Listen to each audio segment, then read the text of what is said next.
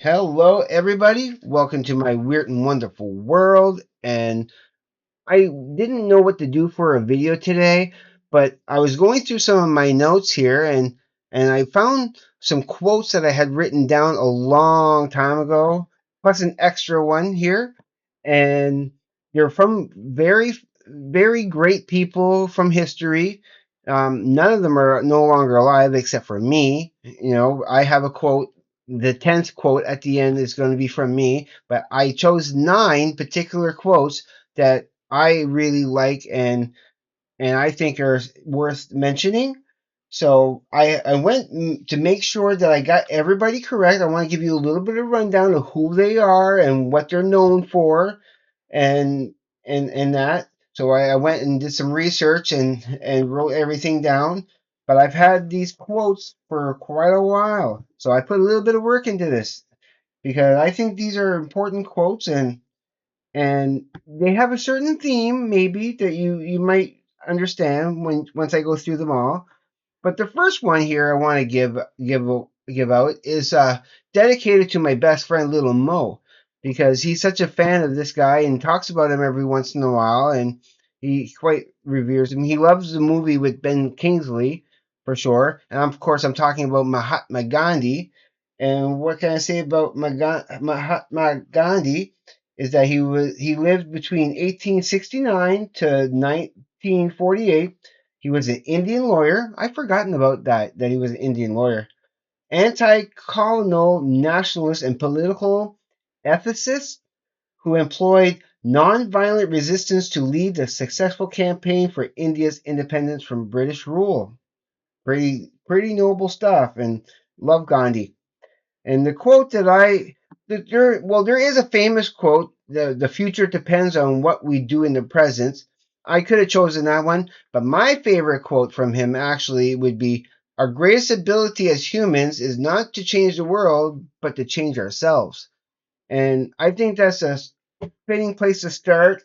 So that's why that one's at number one. These are in no particular order. I'm going to go with Albert Einstein next. And of course, you guys all know who Albert Einstein is. You've seen his face there. I love that picture of him with his tongue sticking out.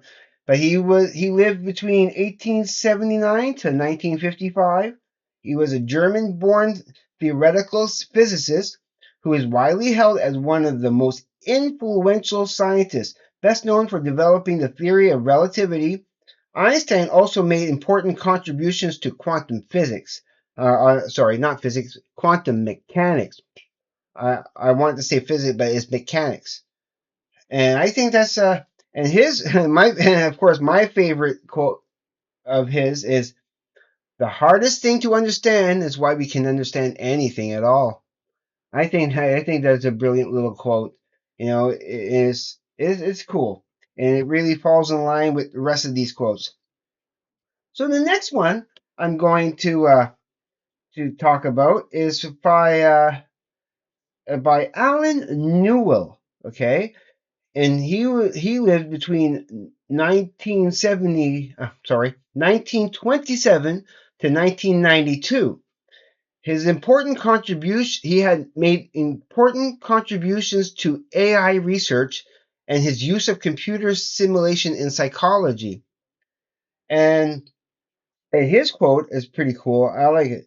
"Elsewhere is another view, possibly from philosophy or other elsewheres as well. Since the view of man are multiple, each view has its own questions. Separate views speak mostly past each other. Occasionally, of course, they speak to the same issue, and then comparisons is possible, but not often and not on demand." I like that quote. I like that quote. It's something I like to think about and ponder a little bit deeper. Every once in a while, I do take these. I had taken these quotes out to meditate on because I think they're pretty cool. Now, the next one I'm going to give you is by an Edward Sapir. Uh, Last name is spelled Sapir, and he lived between 1880. 1884 to 1997. 1939. Yeah, between 1884 to 1939. A founder of ethnolinguistics, so he's an anthropologist and a linguistics expert in that, which considered the relationship of culture to language and the American descriptive school of structural linguistics. But his quote is what I like is language is itself the collective art of expression, a summary of thousands upon thousands of individual intuitions.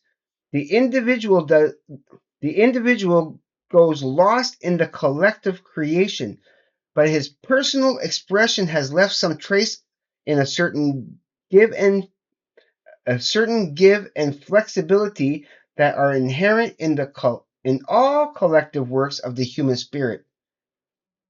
I think I mangled that. I'm going to say that one more time.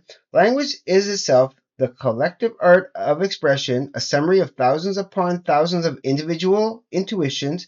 The individual goes lost in the collective creation, but his personal expression has left some trace in a certain give and flexibility that are inherent in all collective works of the human spirit. There, said it correctly there. Okay. So, yeah, I do like that quote also. The next quote I want to give is by Marcel Proust, who lived between 1871 to 1922. He's a French novelist, best known for his 3,000-page masterpiece, À la recherche du temps perdu, or Remembrance of Things Past, or In Search of Lost Time. You could use either or. A pseudo-autobiographical novel told mostly in a stream of consciousness style. Yeah, and his quote, of course, is only by art can we get outside ourselves. Instead of seeing only one world, our own, we see it under multiple forms. And as many as there are original artists, just so many worlds we have at our disposal. Yeah, true art, a true artist in heart, and yeah, I love that quote from Marcel Proust. See, these quotes had to be really striking for me in the first place to be able to write them all down and to be able to share them with you right now. Now, the next one is by an Isaiah Berlin, who lived between 1909 and 1997. He's an Oxford philosopher and historian of ideas who made a key contribution to the development of political theory with his essay Two Concepts of Liberty. He made that in 1958. More famous still is his study on Tolstoy's view of history called The Hedgehog and the Fox. And his quote, which I do like, for there exists a great chasm between those, on the one side, who relate everything to a single central vision, our system more or less coherent and articulate, in terms of which they understand, think, and feel, a single, universal, organizing principle in terms of which alone all that they are and say has significance. And on the other side, those who pursue many ends, often unrelated and even contradictory, connected, if at all, only in some de facto way for some psychological or philosophical cause, related by no moral or aesthetic principle. Yeah, that's a mouthful. But again, something to ponder upon. Like I like to meditate on some of these. And oh yeah, this next quote, okay, is one of my favorites, of course. And I know you've heard it many times before, but probably didn't know where it actually came from. It it's by a Shunryū Suzuki. He lived between 1904 to 1971. He was a Soto Zen monk and teacher who helped popularize Zen Buddhism in the United States. And his quote, very easy: in the beginner's mind, there are many possibilities. In the expert's mind, there are few. Yeah, yeah, yeah. Great quote. I do love that one. All right. So let's get into the next one. And so there's Aristotle. I believe that is the last quote there. I do have. Yes, it is the last quote. So Aristotle, of course, was born who lived between 384 BC to 322 BC, was an ancient Greek philosopher and polymath. His writings cover a broad range of subjects spanning the natural sciences, philosophy, linguistics, economics, politics, and the art. And his quote, of course, is the utter vulgarity of the herd of men come out in their preference for the sort of life of a cow, or the sort of life a cow leads. That's Aristotle for you.